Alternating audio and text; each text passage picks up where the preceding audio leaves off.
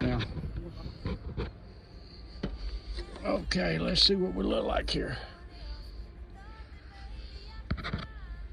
Looking pretty good, LT. Looks like it's in place. Yeah, looks like it's in place. Okay, let's go ahead and pull up, pick it up, and set it back up here.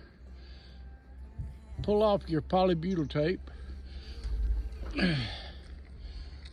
Okay, and we've learned that when you put these logs down on this polybutyl tape, you don't move them. So you have to keep the cover on them all the time. So we're right at the last few logs on this wall. This will be their final outside wall.